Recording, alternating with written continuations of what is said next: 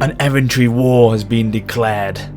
The blessing of the lady has been given, and so the crusade against the vampire counts, a quest against terror, has begun. So here, on this very elaborate custom battle map of the derelict manor, this clash shall take place. Lionheart will take control as the forces of evil, and so go check out his channel in the description if you haven't done so already. And the Old World Edition is only a matter of days away now, so this is a great way to get us in the mood for a Bretonnian revamp that we've all craved. Let's see how they perform today with the original units that they had at their disposal. So here we are, guys, on this crazy, this absolutely insane custom battle map for this clash today. This is called the Derelict Manor. It's gloomy, it's spooky, and it's just wacky and insane. I mean, just look at everything that's going on this map. It's got lights, it's got manors, it's got bloody spooky houses and trees, and oh there, hello, that's creepy. But yeah, it's a really good map. I thoroughly recommend you give it a go if you haven't already. I'll link it in the description. One of the best maps out there on the Steam Workshop, so a big well done to the map creator for his work on this. It is really good, and I thought, you know what, it suits the scene for this crusade, this clash, this quest against the forces of evil. The vampire counts today against the forces of terror. So yes, let's begin now. The deployment phase of this battle does last for a good few minutes, and I put it into slow motion, and I'm happy that it does last for a few minutes. I'm going to allow my troops to get into position, because while I'm doing that, I'm going to talk to you about the big update that we got yesterday. Now, if you're living in a cardboard box or living under a stone, you may not know about this, but I'm sure you will. But of course, the Bretonnian trailer came out yesterday, and it was absolutely superb. A very good trailer. Again, I'll link it down below in the description. Check it out if you haven't. But along with that, we got a lot of information about what to expect with the Bretonnian faction next week when the Old World Edition comes out on the 28th of February. See it much like the Emperor Edition for Total War Rome 2 if you're not too sure about what this is all about. In terms of the cost, it's absolutely free. It's available to all owners of Total War Warhammer, so do not worry if you want to get anything and how much it's going to cost. It's completely free, so everyone can enjoy the Old World Edition. And as well, this is a good one, and I'll link again this down below. I've got a lot of links to put in the description here. Basically, if you have access or you sign up for Total War Access, and I'll link it down below, you will get this Old World Edition of the game 24 hours before everyone else will get it. So basically the 27th of February, and you'd be crazy not to take advantage of that. So as I say, I'll link it down below for you to get your hands on. And what we know so far, I mean, we probably know, I mean, look at these lights here, flipping it, what's all this about? Is it Northern Lights or something? Northern Lights, what's going on? But yeah, so what we know so far, we know pretty much everything's going to come out with the Bretonnian factions, but let me quickly go through that with you if you're not too sure. So we know there's going to be 3 factions that are going to be released next week for multiplayer, custom battles, and the big one, of course, campaign. And that's Bretonnia, the big one, and they're going to be the faction leaders, I should say, for them are going to be, or it's going to be King Luan Leoncoeur, as we know. We've also got Alberic for the faction of Bordello, so you can play as them on the campaign map. And as well, we have the Fey Enchantress for the faction of Carcassonne or Carcassonne? And yes, they are the 3 that are going to be available next week for everyone to start playing as. Now, the big thing for me with the update is the fact that we're going to have a big significant roster update for Bretonnia, much needed update for the faction, and I'm happy it's going to be the case, because ever since Bretonnia has been available from the start on Warhammer, you've obviously been able to play as them before in the multiplayer and custom battles, they have had something lacking, haven't they? Never been quite there. Always felt that they were a little bit behind the other factions, and you'll see that in this battle today. It's a difficult slog for the Bretonnians, I tell you. It's a hard battle to face off against these vampire counts. But they're having some significant changes, which is good to see. A lot more infantry, and particularly a lot more in terms of cavalry. We know how much the Bretonnians are advanced in their cavalry. They have got some of the best knight units on the game, and their definite strength does lie obviously within the cavalry. We've got knights errant coming in, we've got questing knights, we've got Grail Guardians, I believe, we've got spearmen at arms, we've already got spearmen at arms, we've got foot squires, I believe, Grail relics, battle pilgrims. These are some significant, hopefully, as I say, some significant units to be added to their roster. We've also got field trebuchets, which we've already seen already, but we've also got now the Blessed Field Trebuchet variant, and it's quite good because what this trebuchet will do is fire holy water or holy oil against the enemy. I love the sound of that, but what it does do, it then causes on the enemy ethereal damage, and for a battle like this against the vampire counts, that is a perfect weapon to bring to the clash. So yeah, I'm looking forward to using them in the update when it comes out. We've also got Royal Hippogriff Knights. We've got a lot of new units being added to the Bretonnian faction, some really good additions, and hopefully will make the difference in battle, especially some better, more advanced, more capable foot infantry. I think I think there's the battle pilgrims, or is it the foot squires? No, it's the foot squires. I think they are quite good because I think they've got two-handed weapons, so they are up there with sort of great swordsmen, the great swordsmen for the Empire. So I think, yeah, there's some good changes coming in, especially with the infantry and the roster in general. But also we've got a few mechanics that have been told to us about what we can expect in the campaign itself. So we've got some new heroes, I believe, as well, and they are in the form, actually we'll quickly tell you what the heroes are: damsels and paladins. So they're going to be coming into the roster as well for Bretonnia. But we've got some new mechanics, and let me quickly tell you about what these are. So first one is the chivalric code, and pretty much it seems here that the chivalric code is a big mechanic for the Bretonnians. It's basically the core of what the campaign will progress through with when you're playing it. So essentially, from what I've got here, because I've got a lot of notes here just to help me along the way, so bear with me. But basically, it says here, from where I can see, if I can finally, here we go, the Kingdom of Chivalry. So the Bretonnian campaign offers a uniquely different experience to the other playable races of Total War Warhammer. Much of your success is built around how chivalrous your actions are. It's a factor which can have a major effect on your kingdom, both internally and externally. So that basically, the better you perform in battles, in terms of victories, and how you perform with certain actions on the campaign map, affect your chivalry. So as your chivalry rises, it benefits your faction, and you should expect in bonuses and things like that. It can go down. It can have a negative effect if you start to find that your chivalry reduces, but all in all, it's very important to maintain a high level of chivalry, because it obviously leads to it's one of your main sort of drivers for your campaign objectives. And it gets to a point, I believe, that as your campaign progresses and your chivalry reaches a certain level, because there's different thresholds you go through, you're presented with a dilemma that leads to an Errantry War. It's a kind of climactic sort of endgame battle built around Bretonnian lore. So that's pretty damn good. But also, if you maintain a certain level of chivalry, you will get access to the Green Knight. I believe the most expensive hero that is available on Total War Warhammer, I think, to date. The Green Knight must be, from what we can see and what I've heard about him, a tank, an absolute beast of a hero, because, as I say, the chivalry you get, or the chivalry you earn, you get to a certain level, you get access to him for a certain amount of turns, and then hopefully I think you can then you can actually request him again later on. I think after you get to another threshold, you basically can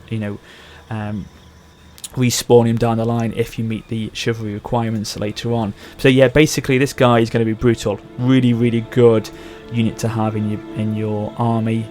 Produce a lot of buffs both to your army, I suppose, and to him as well. So yeah, I can't wait to get my hands on the Green Knight. That should be pretty damn good. So we've got that. That's the one mechanic we can talk about. Also, we've got the Blessing of the Lady. Pretty much like why we're here today. We've had the Blessing of the Lady for this battle today.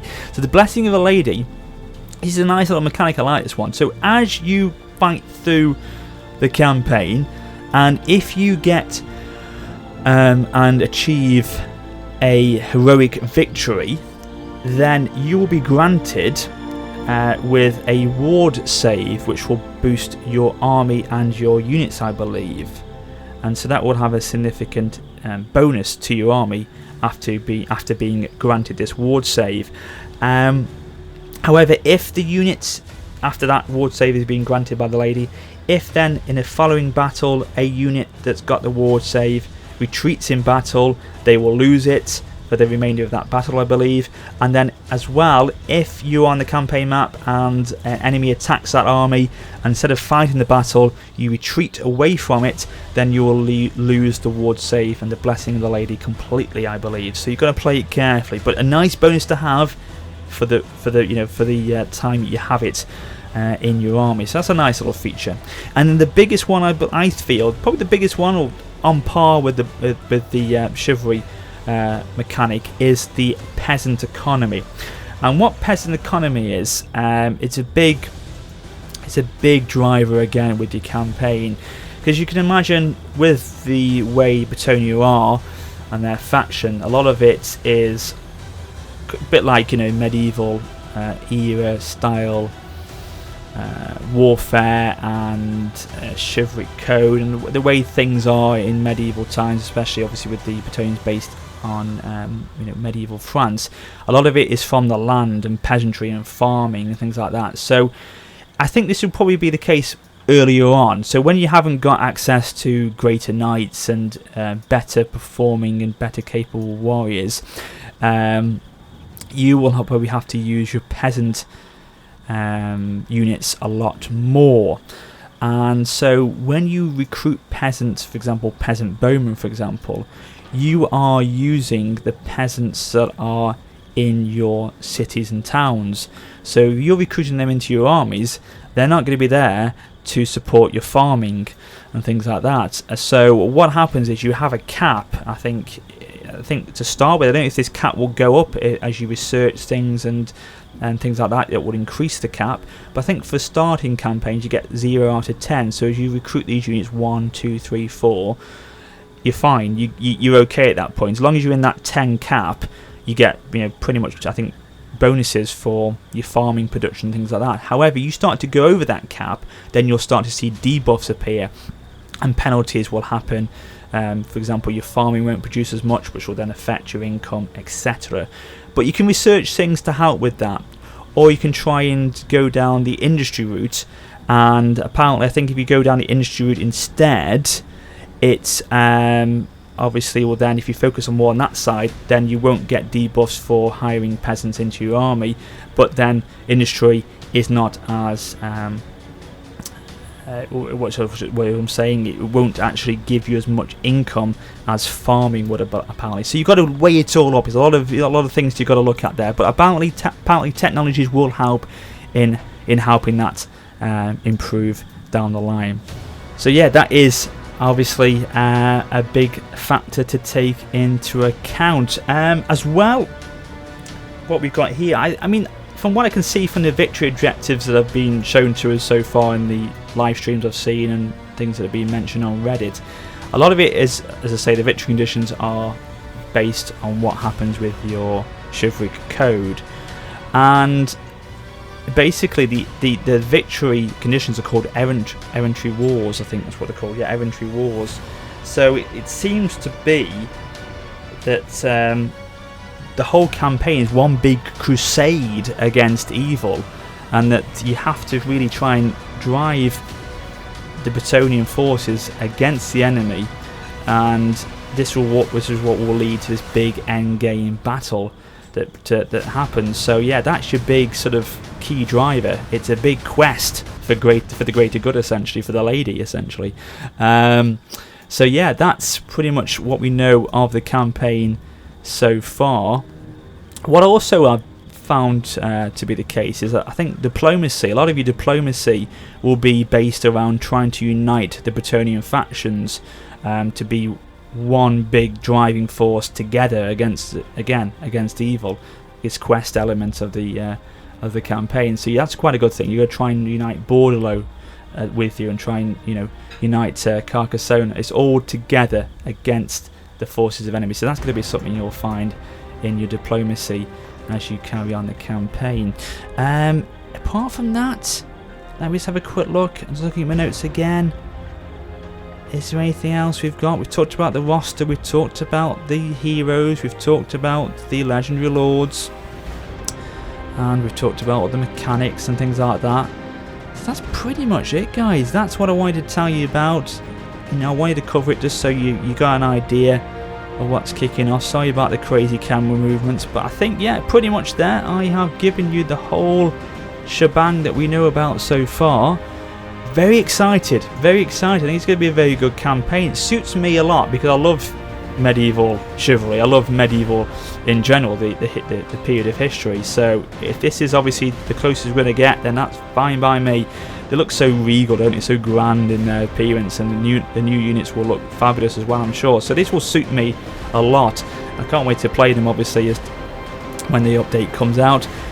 Will I be signing a campaign? Yes, I will. I'm going to be signing a Bretonnian campaign for you. I've done a little poll on Twitter today. It seems to be that Bretonnia is the choice that everyone wants me to go for. So how long I will carry that campaign on for, I'm not too sure. I'll carry it on until you guys, aren't really watching it anymore, and I'm not really enjoying it anymore. So I can't guarantee that I'll last the whole lot. But as long as I get a few episodes out to you so you can get a flavour of the campaign, and I'll be happy with that.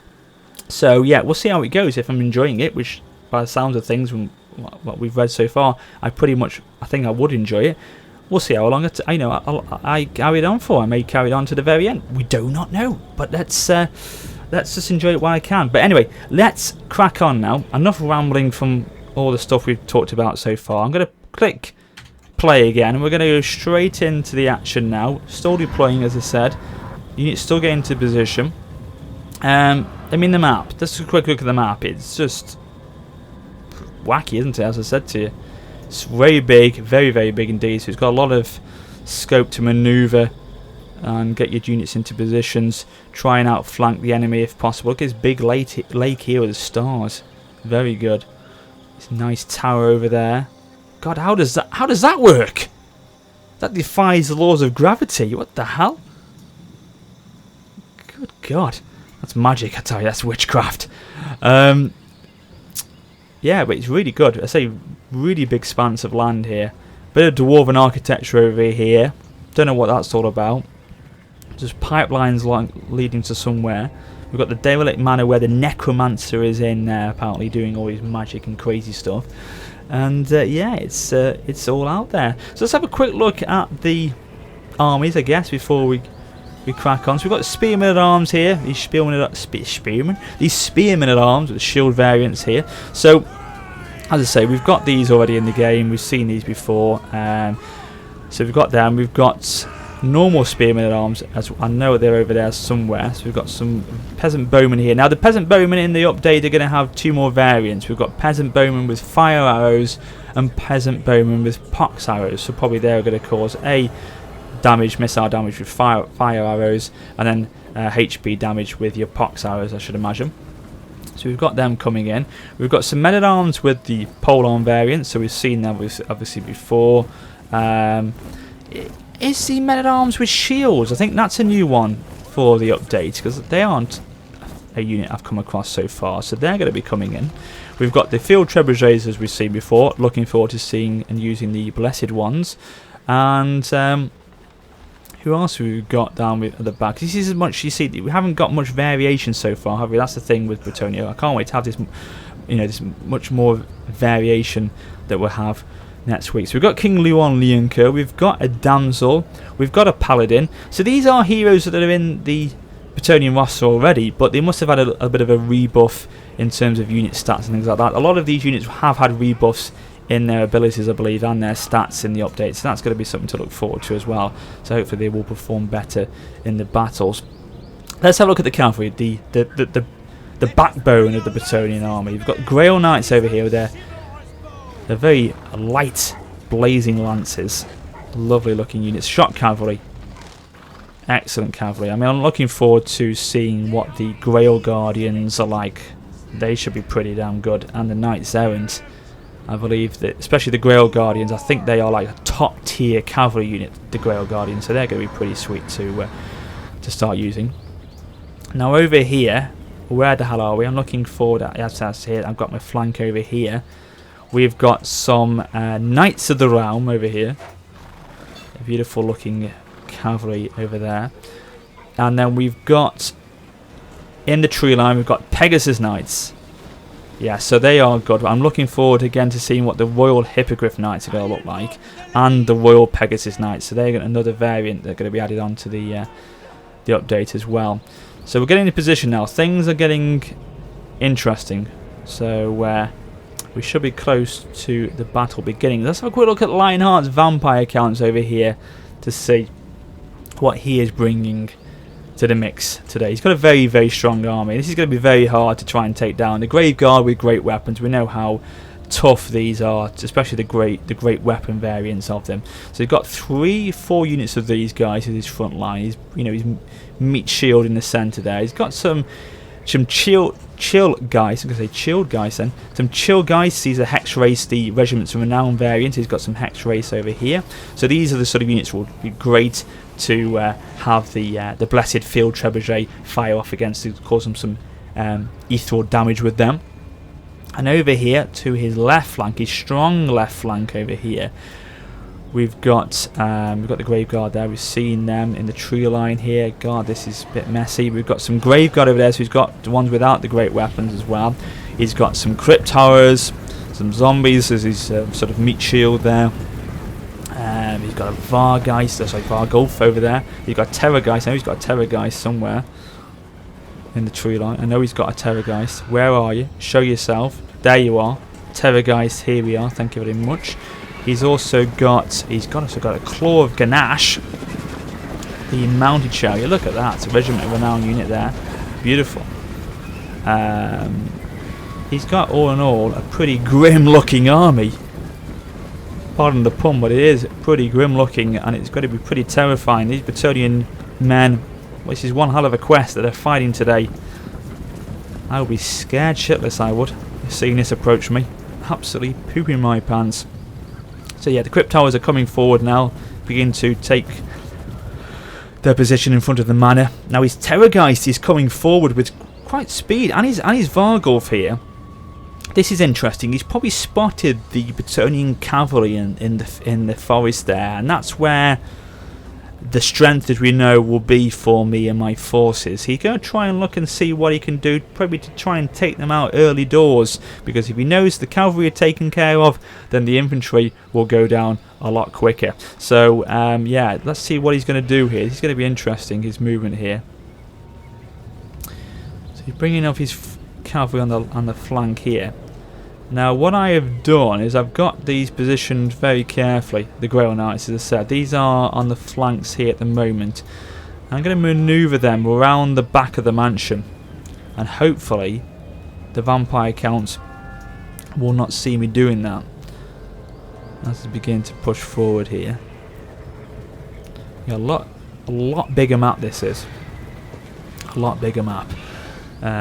It's taking a lot longer to manoeuvre our troops than it would be on a normal vanilla map, as you can see, but still the design, the ideas that are coming out of the workshop so far for these custom maps it's another level, ladies and gentlemen. It just really shows how wonderful the community are and how creative they are. Once you've given the tools, leave it to them. They will build greatness, and this is definitely the case so far. And hopefully when the Bretonnians come out next week, we'll start to see some more Bretonnian inspired maps possibly, which would be good to see. We've seen some good ones so far, but even greater ones will be wonderful, especially with Bordeaux coming out and Carcassonne. It'll be very good to see what we can get from the workshop and Terry then, because obviously Terry will be coming out in its full glory at that point. And the great addition, if you don't know about Terry, is the fact that when it comes out next week and you can create your new battle maps, you also will be able to put these battle maps into the campaign as well. So your created custom battle maps like this one could be a battle location in the campaign map. That's a wonderful feature by Creative Assembly. They are listening, people. They are listening to us and are starting to take note and actioning things that we've asked them to do. Great stuff. Long may it continue when we get more historical titles coming back. This Warhammer, and of course as well the next Warhammer title as well, because I think Warhammer so far has really helped push Total War back into the game, into the zone where we had it before, and it's starting to push, you know, it's pushing the series forward again in a really good direction. So I'm looking forward to what the future holds and what will happen, what they will build upon from what we've had so far with this Warhammer game. As long as they get Siege right again, Sieges need to be improved. That's the one thing that's gone backwards, I think, with Warhammer Sieges. That needs to have a big improvement. And if we ever get Terry having the ability to create actual siege maps as opposed to just battle maps, then wow, we could be in for an absolute treat. So as you can see there, Io sneakily, and I don't think he's noticed the vampire counts. Lionheart has not noticed. I've taken the Grail Knights round the back to position themselves for a nice flanking manoeuvre, a bit of a hammer and anvil approach, which is what the Bretonnians are hopefully will be even better at next week. Getting those strong foot squires, those strong men-at-arms with the shields, holding the line, holding strong in that centre, and then getting the elite cavalry, the great Grail Knights, the great Grail Guardians, hitting them from the back, completely overwhelming the enemy from flanking them, and seeing how that works. So look at this now. We've got the first part of this battle beginning here. Lionheart has brought across his Terrorgeist, trying to push away my Pegasus Knights. He's seen them lurking in the forest line there. He's not liking them. He's trying to get the Terrorgeist to go in for an attack here. I'm pulling them away, realising this beast is a threat. But I'm thinking to myself, actually, let's not carry on doing this. Let's start to get him into position here. Let's start to see if we can actually start to pick away at him. The Pegasus Knights are strong. They are actually starting to do it even so quickly. They're starting to cause the Terrorgeist to waver here a little bit, so this is a good start. The Pegasus Knights performing strongly there. This is allowing then the cavalry, the Grail Knights, sorry, the Knights of the Realm, apologies, to come back forward, to line themselves up for what's next, because look at this, he's now bringing across his Hex Race. They're coming into the forest line here. No, apologies, no they're not, they're Cairn Race, they're coming in. I didn't realise they were in his build. So he's brought some Cairn Race as well to the battle. If what he had brought already wasn't enough, he's brought some of these bastards in as well. So he's got some Cairn Race going forward as well. They're going to start trying to hit our infantry line over by the manor house. We've got my peasant bowmen just lining up here. They're going to try and pull back in a little bit, I think, to try and go on the high ground. We've also got our trebuchets beginning to fire, trying to get some shots off against the vampire Celt line that's coming across. Trying to get some early kills off. So yeah, so far so good. We've driven back the Terrorgeist here with the Pegasus Knights. However, I fall into a little bit of a trap here, because I see this Vargolf coming. I think, yes, here we go. Let's try and overwhelm him with my Grail Knights. I keep saying Grail Knights. Sorry, Knights of the Realm. And it's okay, looking good here. However, look at this. It's a trap, because look, he's got some Blood Knights that have come out of the tree line there, and are going to completely envelop me. And then try and pull back as quick as I possibly can. It's too late. I've been pinned down. We know how capable the Blood Knights are, but then when I've seen so far, from what I've seen of the updates and the changes to the statistics and the new units, there's going to be units that the Bretonnians will definitely be able to counter the Blood Knights with. Grail Guardians, they are up there with Blood Knight quality. So yeah, I'm looking forward to seeing these great knights go against each other. And having Bretonnia being fleshed out, giving them something to fight back with, is a great addition. So yeah, you can see here, not looking good. The Pegasus Knights have come down. The Vargulf is still there. He's starting to crumble though a little bit. He's critically damaged. Damaged is not good for him, so he's starting to waver a little bit. But the Grail Knights, oh for Christ's sake, I'm going to have to hit myself in a second. The Pegasus Knights and the Knights of the Realm, sorry. I will be able to say Grail Knights in a bit. I've been absolutely overwhelmed here. I've been pushed back. A few of them have got away, which is good, but a lot of them have taken some significant damage. That ambush, that surprise attack by the Vampire Counts was well executed, using the Vargulf as bait and then getting the elite cavalry and the Hex Race and the Blood Knights to counter that and charge in from the tree line was very, very well executed. Well done, well played to Lionheart there. The Pegasus Knights have fallen back. A lot of them, again, taking some significant damage, but have been able to pull away. Lionheart doing a good job there of taking out my elite cavalry early on. He knows they're a threat and he's done something about it. Well played to him. The tree line playing definitely in his favour there. But he's standing strong here, even though he is starting to take some damage from the trebuchet. They're getting their shots off. Boom into the lines of zombies. Zombies though, they're expendable and they're spread out, so that's going to make it harder for my firing troops, my missile troops, to get shots off against them, but still they are expendable units. It's his units like here, the Grave Guard, he wants to take care of them. His Crypt Towers, they're the units he wants to be looking after. Also he's got, for this battle, he's got Vlad von Karstein. He's also got 2 White Kings. If one wasn't enough, he's got 2 of them, for Christ's sake. So he's got 2 at the back there. He's pulling his units back a little bit here. He's realised now, I think, the threat of the trebuchets is doing a lot of damage early on, so he realises that's not great. He's still using his cavalry over on the right flank here to mop up what remains of Knights of the Realm. I got it right. He's using them there to finish off these guys. They are being completely surrounded here. This is not going to help. Taking out these so early on is not going to help me at all, and he's doing a wonderful job of completely enveloping them, and that's going to make it that they will drop in morale extremely quickly. The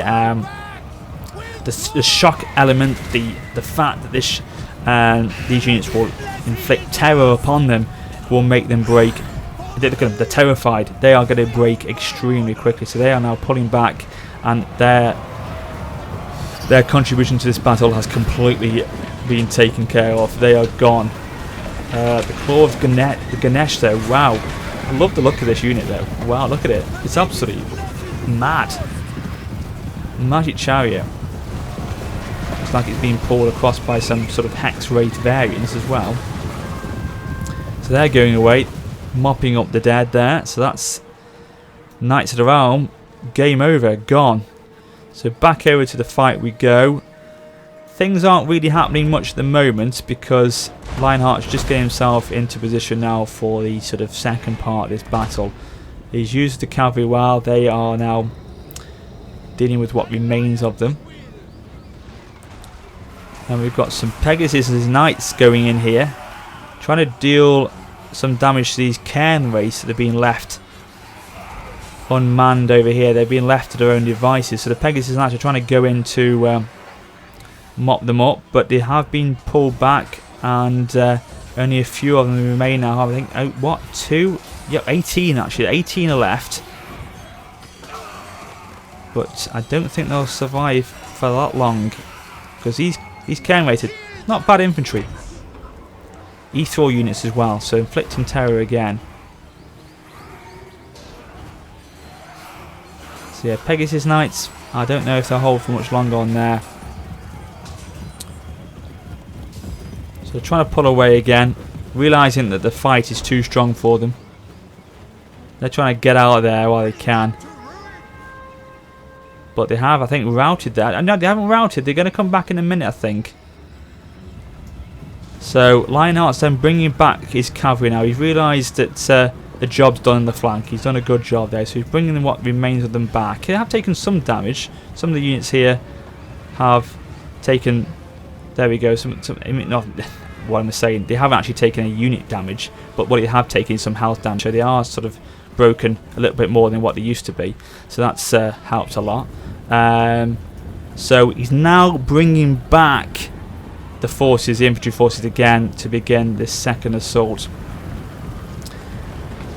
The main push now against the infantry will begin. So this is now allowing me once more to begin firing with my trebuchet.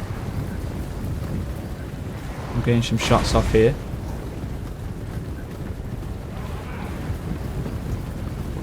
Crypt towers though, I mean, these are monstrous infantry. We've seen them before. We've seen them smash through infantry lines, and when you've got pretty weak infantry as it is at the moment with the Bretonnian roster, these will, you would think, make quick work of that line of infantry. It's not just that, it's the fact that they've got this ethereal damage. They inflict this ethereal damage on units and cause absolute terror amongst ranks. That's the bad thing at the moment, and Bretonnian forces are very susceptible to that. So here we go, in the forest land we shall fight. So the men-at-arms, they're ready to hold for as long as they possibly can. This is when I want to have, I want battle pilgrims, I want foot squires here. This is what I want now. I definitely want battle pilgrims. Oh god, so as you can see, there we go, Crypt Towers coming in. He's taken some damage already. But the men-at-arms are taking, or the spearmen-at-arms I should say, they're taking more bloody damage so far. So still, I've got my Grail Knights in the background there. They are beginning to move forward. They realise now that the fight's getting pretty precarious here, so their service is now required for this battle. So the push has begun. He's got some Crypt Towers, he's got some zombies going in, some Grave Guard going in, trying to really overrun my line here of infantry. He realises that these are not the strongest part of my battle line, so he's trying to exploit that as much as possible. We've got my Paladin going in though. He's trying to help out as much as he can. He's facing off against Vlad here, so that's not going to be great for the Paladin. He's already taken some significant damage. He's starting to waver. That's not great. That is not great one bit. What have we got over here? I think I need my Damsel coming in. We've got the high ground though, as I wanted with my Peasant Bowmen. They're starting to fire down onto the infantry lines here, the vampire counts. We've got some flanking going on, trying to hit the back of the Grave Guard and the zombies. Trying to get some easy kills off if I can against them. But we need a Damsel. And I think this is the Damsel coming in here, I think. Yes, we are. We're going to get some sort of... I think this is a... I think... No, we're not. We're not going to get it yet, for Christ's sake. I'm sure we were, but we're not. There was me thinking on cue that we're going to get a comet. I think there's a comet coming down, but no, we're not. I think there's a comet at Cassandora, but we're not going to get that yet. I do know I actually... inflict that magic spell a little bit later on, so hopefully we'll catch it as the battle carries on. So we've got this line over here on the left flank begin to push over. Luan Leonker is in the mix somewhere. I know he's probably over here. Now the Grail Knights have come in. They've actually begun to charge into the rear of the enemy, so a few units have been taken care of nicely against the vampire counts. But they are remaining pretty strong for the moment. Peasant Bowman still being untouched at the back there, able to get these shots off. However, it's looking like, actually no, right on cue, the Blood Knights, as I remember them doing in the battle, did charge up and drove the Peasant Bowman completely back there. So that's a nice counter charge by Lionheart. But look at this, a few of these units are starting to crumble. Damage has been sustained. That Grail charge from those knights has helped a little bit here. And here is that him? Oh, that's the Damsel going in. She's in the mix now. So she's trying to fight back. We've got Luan Leonker here. A shame I didn't bring him on his Pegasus Knight, actually. That would have been much better to bring him on a Pegasus, but he was on foot for this battle. I think I ran out of gold for this clash. I couldn't actually afford to bring him on his mounted unit, but never mind. So the Grail Knights are still hanging in. They're doing a good job. They are starting to push back and cause that damage on the Grave Guards. And what have we got here? Some These are not men-at-arms. What are they? Yeah, it's Graveguard again. So the zombies and Graveguard are taking some damage from the Grail Knights here. Nice. Let's zoom out a little bit here. There's a fight going on again, still on this left flank. Or is it beaten? Actually, no, it's finished. No, it has not. We actually remember now. We had the flank to begin with. The vampire counts came across, drove us back, so we then tried to countercharge them again with some more men-at-arms going across to try and hit the grave guards with the great weapons. But it's still, again, there's no contest, is it? It really is no contest. The men-at-arms with the polearm variants, they're not going to do that good against grave guards with great weapons at the moment.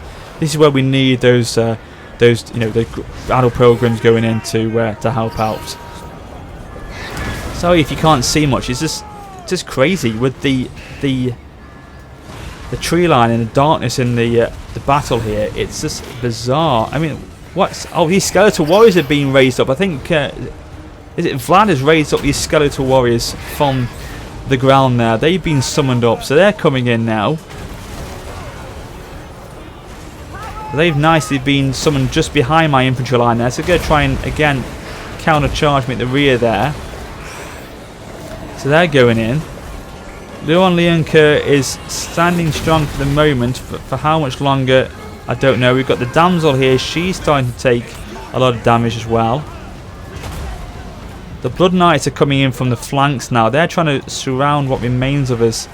It's just absolute chaos, as you can imagine. I mean, pretty much every battle you can fight on Warhammer is a chaotic clash. But when you've got what's it like on this map, but the trees, the crazy light, the skyline, the rain, the darkness, it's just very, very hard to keep track of what's kicking off here. But this crusade against terror is not going the best at the moment, is it? Unfortunately. What the hell is this? We've got a necromancer coming in now. Good God, I didn't see him before. What are these bloody zombies piled up in the cart there? Flipping heck. I tell you what, Lionheart had a pretty impressive army for this battle. No wonder we got absolutely annihilated. The Bretonnians just could not cope with this. It'd be nice to sort of replay this kind of battle again when the update comes out next week. It'd be good to see if, with a new faction roster, a new updated roster with the statistics, it will actually make it a little bit more of a fair, even fight. But we'll see if we can try and replicate it somehow. So we've got Vlad von Karstein. He's facing off against the Paladin now. Is Leonker? Is he around? Where the bloody hell are you? The damsel's there. But where's the king himself? I don't think he's anywhere, because look at this. A mass rout is beginning to kick in now. Lionheart's done a very good job with his cavalry. Very, very good. You don't hear that much said about Lionheart with his cavalry. Even he can admit that. But today, well played. I mean, these men-at-arms are hanging in there. The Graveguard are dropping. Better than I thought they would do. But still, they're making progress against the men-at-arms. And then realising that your rear is completely exposed because the battle has been lost over here, and you can see there right on cue the Blood Knights are charging in the back. It's pretty much a very, very quick sort of outcome with this. Retreat for these guys are going to happen very, very soon, because they're holding for long, but then when the Blood Knights are coming in for that rear charge, it's game over. And there we go, it's a valiant defeat. There was where the battle finished off, and in the end it was a very well played battle for both sides, but the vampire counts, as we thought, came through in the end. So you didn't see any of those spells kicking off. Like I did initiate a few comments of Cassandra during the clash, but it's just so chaotic in the end that you didn't really get to see it. But hopefully you got a good idea of the battle. It's a bit manic. The tree line, as I said, the darkness, it doesn't help in, or just I say it doesn't help, I should say, in keeping track of things. But still, hopefully you got an idea of what was happening throughout the duration of the clash there. Let's have a look at the statistics before we go. I had a little bit more, in fact, what, 800 more units than Lionheart did. He lost 1,567, so he did lose a good proportion of his army. So in the end, Bretonnia, they didn't do too bad. Best performing units there were the Grail Knights, 186, 135 for that unit, 129. So the Grail Knights doing those rear charges from the other side of the map, coming in after the battle began, did help out. It did do some effective work. So, you know, them combined with Grail Guardians and Questing Knights and Knights Errant, when the update comes out, I think we'll just see a significant improvement, especially with the cavalry for Bretonnia. Their best element in battle, definitely the cavalry. So hopefully that will help massively. Men at Arms not doing as well as we knew. The infantry are poor, but again, hopefully the update will improve their infantry aspect a lot more than it is at the moment. And in terms of Lionheart, his best performing units, again, like us, the cavalry, the Blood Knights, exceptionally good and definitely performing on the day as well. But there we go, ladies and gentlemen. It was a valiant defeat, a valiant crusade, but in the end we were defeated, and death has surrounded the Bretonnians today. Can they achieve vengeance next week? We'll try and replicate a kind of battle like this again and see what we can do in that clash. But as I say, they did themselves proud, but the blessing of the lady, well, it's all in vain. It's all been defeated and everyone has been killed and lost in this clash today. But hope you enjoyed the battle. Check all the links in the description, as well as the map that I fought on today. If you enjoyed the battle as well, please do drop a like. Your support, as always, means a lot. Check out the videos coming soon on the Bretonnian update, which I'll be sure to showcase to you when I get a chance. And until next time, farewell and take care.